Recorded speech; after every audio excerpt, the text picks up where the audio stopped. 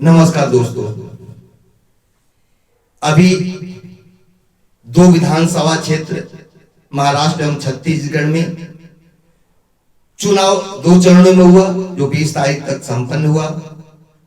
और उसके साथ साथ उपचुनाव उत्तर प्रदेश के 9 विधानसभा के साथ साथ लोकसभा एवं अन्य प्रदेशों में विधानसभा के चुनाव हुए। निश्चित रूप से कल मतगणना है और मतगणना के बाद रिजल्ट आएगा और सरकार या तो इंडिया या तो एनडीए गठबंधन की बननी तय है। निश्चित रूप से जो सरकार अपने प्रदेश की जनता के लिए काम करेगी वह रिपीट करेगी और अगर सरकार अपने जनता के हित की बात नहीं करेगी तो निश्चित रूप से उस सरकार में बदलाव होना तय है। और यह कल दोपहर बाद तक आप सभी लोगों के बीच इसका संकेत तो मिल ही जाएगा कि सरकार किसकी बन रही है, वो इंडिया गठबंधन की है या एनडीए गठबंधन की है। और महाराष्ट्र एवं छत्तीसगढ़ में शाम तक होते होते यह क्लियर हो जाएगा कि सरकार किसकी बननी है। सरकार जो भी बने, राष्ट्रीय सरकार पार्टी का कहना है कि वह अपने क्षेत्र की जनता के लिए एवं प्रदेश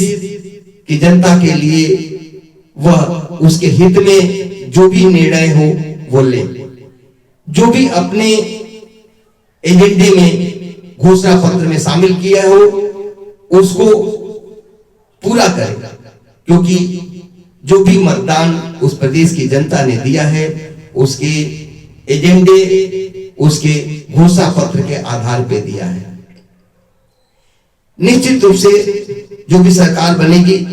उस प्रदेश की जनता के हित में काम करेगी और राष्ट्रीय सरकार पार्टी का कहना है कि उस प्रदेश की सरकार शिक्षा एवं चिकित्सा को निःशुल्क रखे। शिक्षा किसी भी प्रकार की हो, वो नर्सरी से पोस्ट ग्रेजुएट तक हो या कोई टेक्निकल हो, निश्चित रूप से शिक्षा फ्री होनी चाहिए। राष्ट्रीय सरकार पार्टी का इसके साथ साथ केंद्र सरकार एवं प्रदेश में जो भी सरकार है उनसे भी या अन्य प्रदेशों में है कि इस पे काम करे, जैसा कि अन्य प्रदेशों में शिक्षा निःशुल्क है, लेकिन एजुकेशन जो है जो टेक्निकल है उसमें इतना फीस लगता है कि आम जन देने में असमर्थ होता है। विशेष रूप से जैसा कि आप लोग देख रहे होंगे एमबीबीएस है या अन्य चीजें हैं, डेंटल है या बीटेक है, इसमें फीस इतनी ज्यादा है कि आम जन की पढ़ाई से वो दूर होता है और उसको फेयर नहीं कर पाता है अगर उसको सरकारी कॉलेज ना मिले तो। निश्चित रूप से राष्ट्रीय सरकार पार्टी का कहना है कि सरकार जो भी बने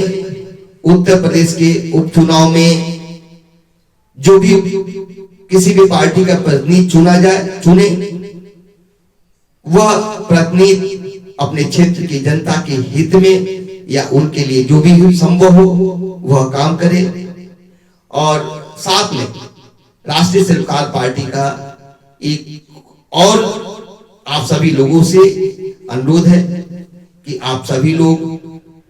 जिस भी पार्टी का कैंडिडेट हो, कहीं भी हो, किसी भी चुनाव में हो, चुनाव हमेशा होते रहते हैं, सर्वप्रथम आप अपने उस जनप्रतिनिधि के बारे में देखें। वो पार्टी कोई भी हो, वो राष्ट्रीय सरकार पार्टी ही क्यों न हो, अगर उसका प्रत्याशी या किसी भी पार्टी का प्रत्याशी अगर उसके एक से अधिक क्रिमिनल मुकदमे हैं तो उस पे उस क्षेत्र की जनता से राष्ट्रीय सरकार पार्टी का कहना है कि उसको अपने क्षेत्र में सहयोग एवं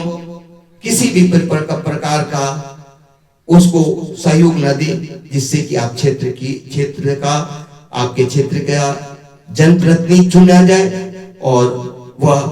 आपके लिए ठीक काम नहीं करता है। निश्चित रूप से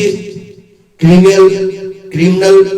कोई भी मुकदमा ऐसा नहीं होना चाहिए। वैसे अगर किसी दुर्भाग्यवश किसी के साथ एक हो जाता है तो निश्चित रूप से उसमें देखना है कि किस टाइप का है। अगर उसके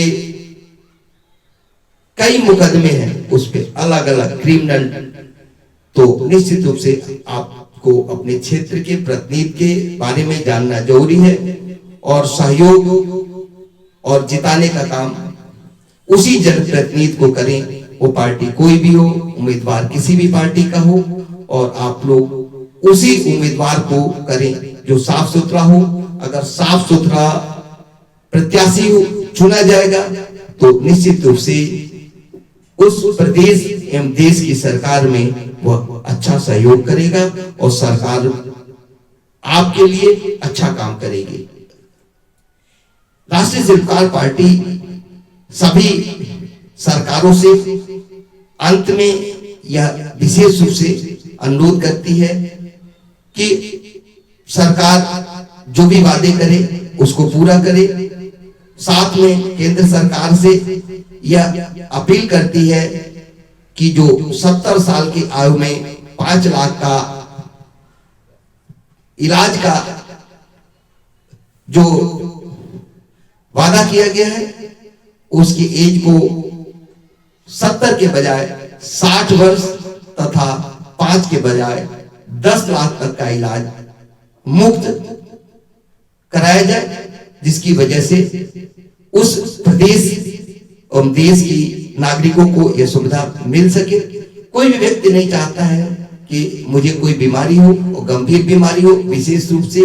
नॉर्मल बीमारियों में कोई भी आदमी इलाज करा लेता है लेकिन गंभीर बीमारियों में इलाज वह करा पाने में सक्षम नहीं होता है। और ऐसा विशेष रूप से राष्ट्रीय शिल्पकार पार्टी का कहना है कि जो 60 वर्ष है और 5 लाख है उसको एज को 60 वर्ष तथा अमाउंट को 10 लाख कर केंद्र सरकार अपने एजेंडे में शामिल कर और उस जो भी नागरिक हो उसका मुफ्त इलाज कराए। जय हिंद, जय भारत, जय राष्ट्रीय शिल्पकार पार्टी।